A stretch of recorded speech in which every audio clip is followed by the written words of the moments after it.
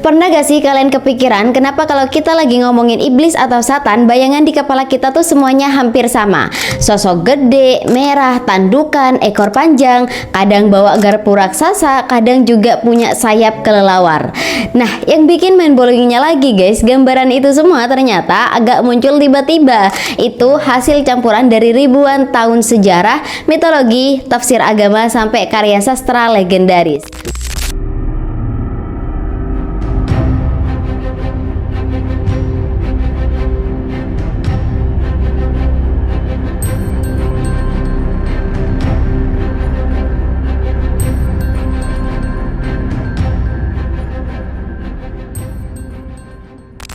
Hello everyone, welcome back to my channel. Buat yang pertama kali mampir, kalian bisa support channel ini dengan cara like, comment, and subscribe.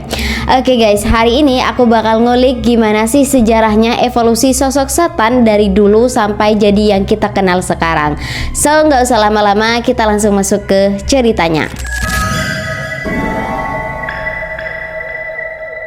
Oke, kita mulai agak mundur jauh ke Yahudi kuno ya guys. Jadi awalnya di kitab Ayub sekitar 600 sebelum Masehi, setan itu bukan musuh Tuhan, bukan raja neraka, dan bukan makhluk jahat. Dia itu justru salah satu malaikat yang tugasnya nguji iman manusia, kayak semacam tim audit spiritual lah. Bayangin nih ya, tugasnya itu ngecek manusia itu beneran beriman apa cuman modal ngomong doang. Jadi dia itu bukan villain, tapi lebih kayak malaikat yang kritis.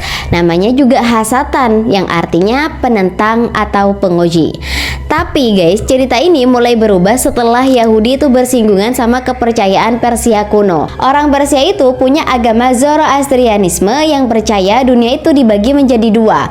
Ada terang Ahura Mazda dan gelap Angra Mainyu. Dan dari situlah konsep musuh Tuhan mulai nyangkut ke Yahudi. Dan lama-lama nih setan pun naik pangkat dari sekedar auditor menjadi the ultimate villain. Dan menurut aku ya guys, ini tuh kayak film karakter yang awalnya figuran tiba-tiba menjadi boss final gara-gara ceritanya tuh diremix sama budaya lain.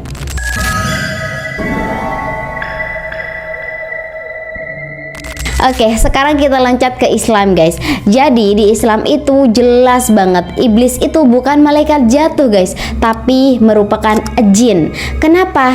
Karena malaikat itu terbuat dari cahaya, sifatnya itu selalu taat dan gak mungkin berbuat maksiat. Sedangkan jin itu dari api yang bisa taat tapi bisa juga bandel. Dan kisahnya ini udah familiar banget guys, yang dimana Allah menciptakan Nabi Adam lalu perintahkan semua malaikat untuk sujud, dan semuanya itu sujud nurut kecuali iblis. Alasannya tuh ya simple tapi sangat-sangat arogan guys. Kata iblis, aku ini terbuat dari api dan pastinya pangkatnya tuh lebih tinggi, sedangkan Adam itu terbuat dari tanah yang lebih rendah. Dan dari kesombongan itulah akhirnya iblis diusir dari surga. Nah, karena kejadian itu iblis itu bersumpah buat ngegoda manusia sampai hari kiamat kelak guys.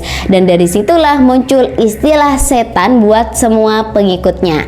Jadi kalau ada orang yang bilang aku digoda setan, itu artinya kena influence pasukan iblis. Dan yang bikin ngakaknya lagi guys, di budaya kita itu apa-apa langsung nyalahin setan.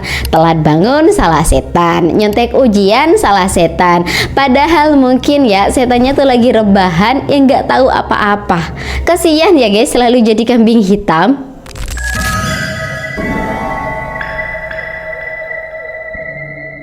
Next, kalau di Kristen, setan itu langsung ditempatin sebagai musuh bebuyutan Yesus guys. Yesus ini merupakan cahaya dan keselamatan, sedangkan setan itu kegelapan dan kebinasaan. Ada ceritanya nih guys, katanya ya setan itu sempat ngegoda Yesus secara langsung, tapi gagal total.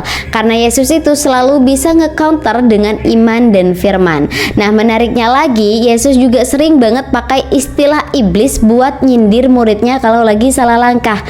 Contohnya adalah Yudas, yang saat itu dia berkhianat. Dia itu disebut kalau Yudas sedang dikuasai iblis. Belum lagi kisah yang paling awal guys, ular di Taman Eden. Nah, ular itu yang bikin Adam dan Hawa makan buah terlarang. Nah, dalam tafsir Kristen, ular itu identik banget sama Satan. Jadi literally dari hari pertama manusia ada di bumi, setan itu udah nongol sebagai penggoda. Dan kalau dipikir-pikir, ini tuh semacam pesan moral keras jelas ya guys kalau musuh manusia itu udah ready dari awal game dimulai.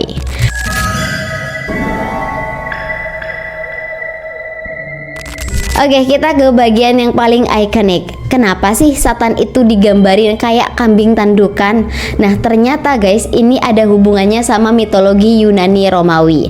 Ada dewa yang bernama Pan. Wujudnya itu setengah manusia, setengahnya lagi kambing dan punya tanduk.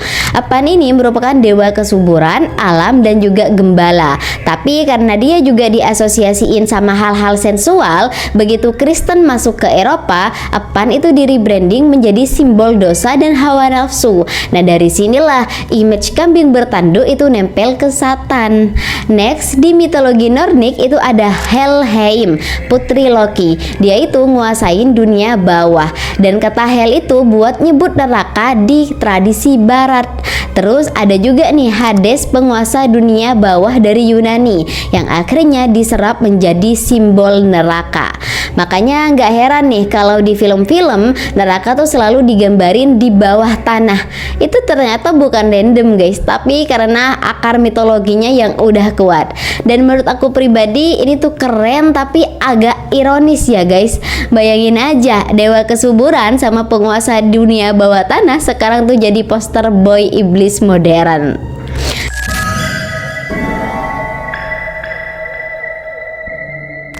Next, kita masuk ke tradisi Yahudi Esseni guys. Mereka itu punya konsep hidup itu kayak jalan yang bercabang dua, terang versus gelap. Nah, Satan ini menjadi komandan pasukan gelap, ngirim demon buat merasukin manusia.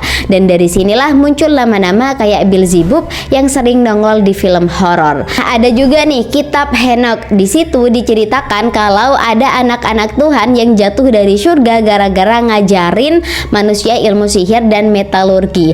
Salah satu tokohnya adalah Azazel. Dan banyak banget ulama Islam yang percaya kalau Azazel itu nama asli iblis sebelum jatuh. Makanya gak heran ya guys kalau di game atau film itu sering ada karakter yang bernama Azazel dengan desain yang super serem. Ternyata itu semua nyambung ke referensi kitab kuno, bukan asal-asalan. Jadi guys, kalau kalian ketemu sama bos game dengan nama Azazel, udah fix sih itu referensi dari mitologi Yahudi Islam.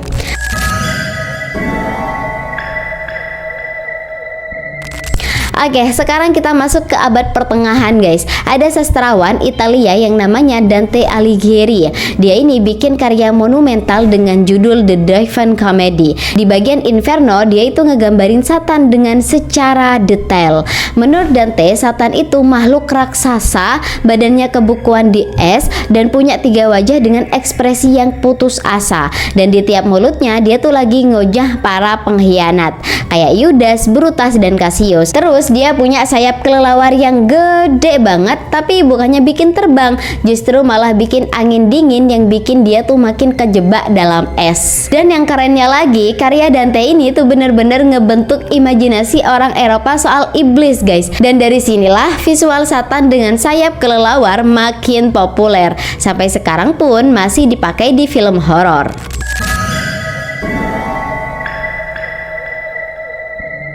Oke, lanjut ke abad 17. Ada penyair Inggris John Milton bikin karya epik Paradise Lost. Nah, di sini muncul cerita Lucifer, malaikat keren, karismatik, tapi dia tuh iri sama Tuhan. Dia akhirnya memberontak, perang di surga, kalah lalu jatuh. Dan dari situlah dia tuh menjadi Satan. Versi ini tuh beda banget ya sama Islam. Kalau di Islam, iblis tuh jelas banget dari awal merupakan jin, bukan malaikat. Tapi kalau di tradisi barat, Lucifer ini memang populer banget. Bahkan sampai sekarang ya, banyak film, lagu, komik yang pakai nama Lucifer buat identitas iblis.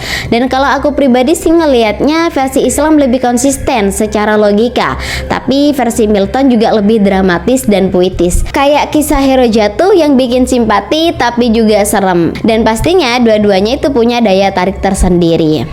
Oke guys, akhirnya ya kita tuh bisa simpulin bahwa gambaran Satan yang kita kenal hari ini itu bukan hasil satu budaya doang.